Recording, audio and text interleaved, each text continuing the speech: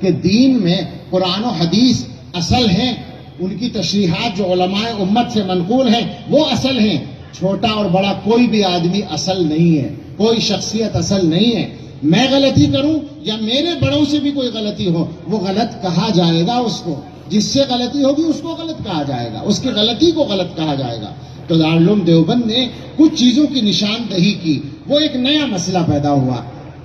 ان کو مانا نہیں گیا، مسئلہ باقی رہ گیا، اور دارالعلوم دیوبند کا فتویٰ معلوم ہے آپ کو آج تک باقی ہے۔ یہ غلط فہمی پھیلانے کی بات مناسب نہیں ہے کہ فتوے کا انکار کر دیا جائے، جو صحیح بات ہے اس کو صحیح کہا جائے گا، جو غلط بات ہے اس کو غلط کہا جائے گا۔ دارالعلوم دیوبند کے اندر جماعت کے کام پر اس وقت سے پابندی لگائی گئی، نہ ان کا کام نہ ان کا کام، اس کا فتوے سے تعلق نہیں ہے، اس کا جھگڑے سے تعلق ہے، اس کا انتظامی مسئلے سے تعلق ہے کہ جب دونوں گروپ کام کریں گے طلبہ میں تو لڑائی ہونے کا اندیشہ ہوگا، اس انتظامی مصلحت کے تحت اس کو بند کیا گیا، ابھی تک ہے نا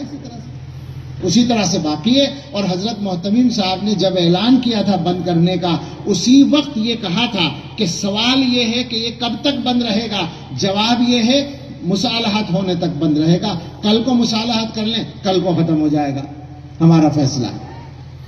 تو دو باتیں الگ الگ ہیں، کام وہاں پر دونوں فریق کا بند کیا گیا انتظامی مصلحت سے، لیکن جہاں تک فتوے کی بات ہے، واضح بات ہے کہ وہ فتویٰ اپنی جگہ باقی ہے، اور فتویٰ کسی کی ذات کے خلاف نہیں ہے، کسی سے ذاتی لڑائی نہیں ہے،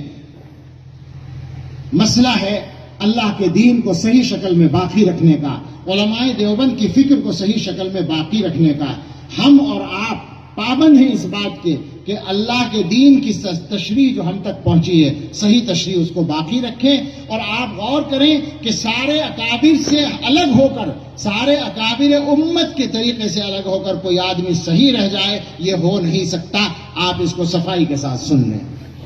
اور اس کے بعد میں ایک بات اور کہوں گا، اگر جب تک آپ کی سمجھ میں بات نہ آئے، بات سمجھ میں آ جائے تو بہت اچھا، غلطی سمجھ میں آ جائے تو بہت اچھا، لیکن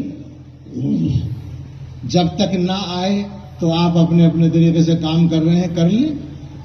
کوئی پابندی تو نہیں لگاتا، لیکن آپ یہ چاہیں کہ دنیا میں سارا کام آپ ہی کے طریقے پر ہو، یہ آپ کی غلط بات ہوگی۔ لہذا اس کی وجہ سے اگر مسجدوں میں جھگڑا ہوتا ہے، آپ اگر فلاں اور فلاں سے تعلق رکھنے والی جماعت کو مسجد میں آنے پر لڑائی کرتے ہیں، اس کا مطلب یہ ہے کہ آپ کا جو اصل مقصد تھا وہ آپ کو یاد نہیں رہا۔